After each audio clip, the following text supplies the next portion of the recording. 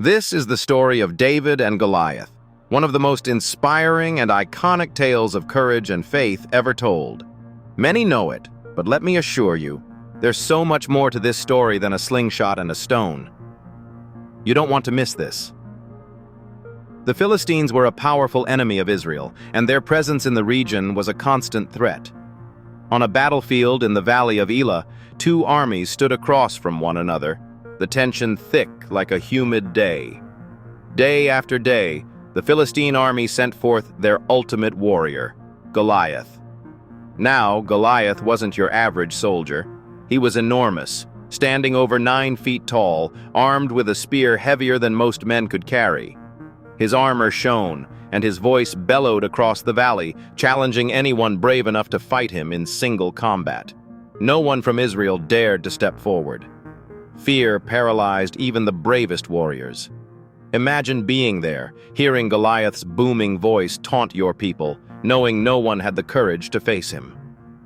Enter David, a young shepherd boy with a sling in hand and faith in his heart.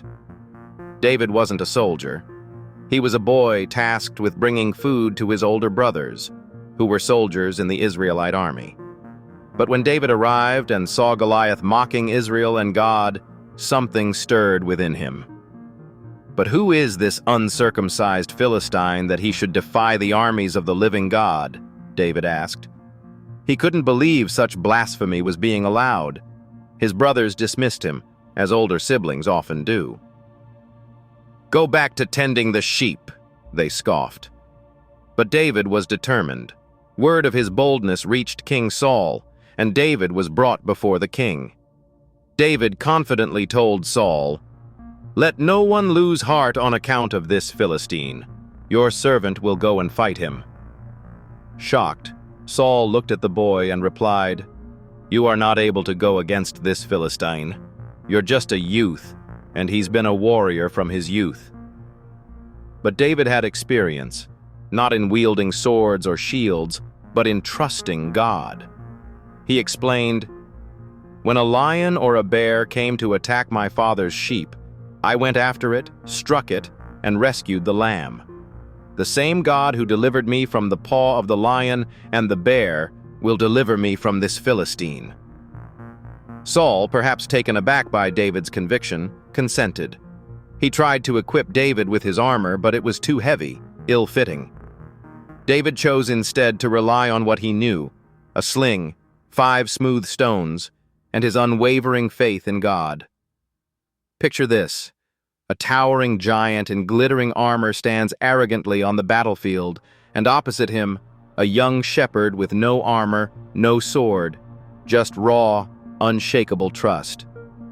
As Goliath mocked and cursed him, David stood firm, declaring, "You come to me with sword and spear, but I come to you in the name of the Lord Almighty." David ran toward Goliath, reached into his pouch, and launched a single stone. The stone struck Goliath squarely on his forehead, and the mighty warrior fell face down to the ground. The Philistine army, now leaderless and in shock, fled, and Israel claimed the victory. This story isn't just about David defeating Goliath. It's about how God uses the seemingly small and insignificant to overcome the impossible. David trusted God when others surrendered to fear. And through that trust, he did what no one else could.